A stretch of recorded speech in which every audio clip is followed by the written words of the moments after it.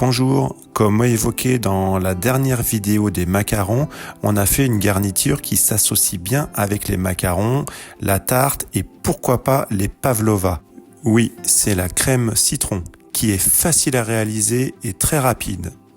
Allez, go, on y va!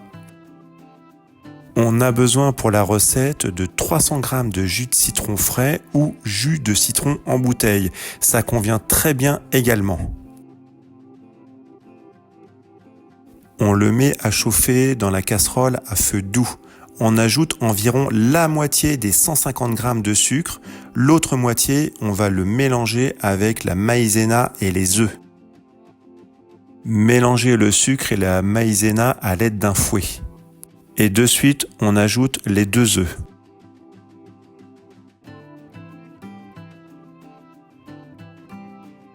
Et c'est sûr, il faut mélanger énergiquement. Pas besoin de blanchir la masse. Une fois bien mélangé, ça suffit, on peut arrêter.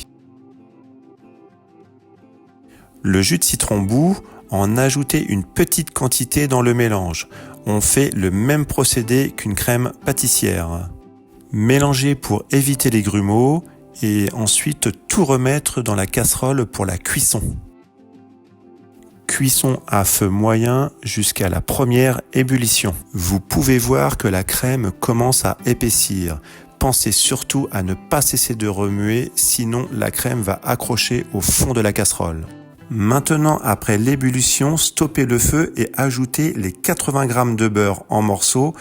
Et c'est également à ce moment-là que vous pouvez incorporer 2 feuilles de gélatine réhydratées si vous voulez une crème qui se tient encore mieux. Moi, je n'ai pas mis ici pour les macarons, mais par contre, pour la tarte au citron, j'ai mis de la gélatine. Pensez toujours à chinoiser pour une crème bien lisse. Filmer et mettre au réfrigérateur pour environ minimum 3-4 heures avant utilisation.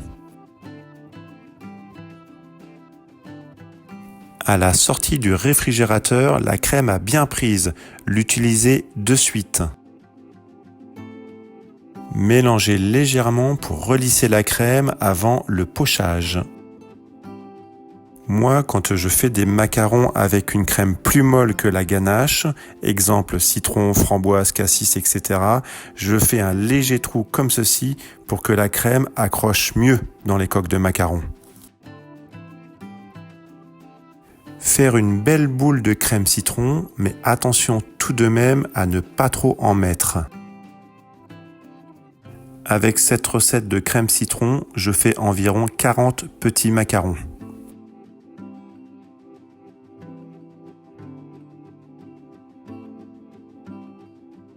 Si vous trouvez que nos macarons sont à votre goût et vous intéressent, les recettes sont dans les descriptions.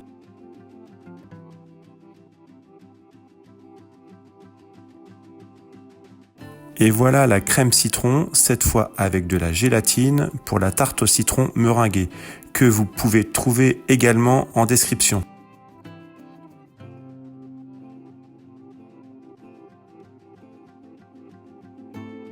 Et maintenant, la crème citron dans la pavlova. Normalement, on fait la pavlova avec une crème style chantilly, mais l'acidité ici du citron contrebalance bien avec la meringue qui est sucrée.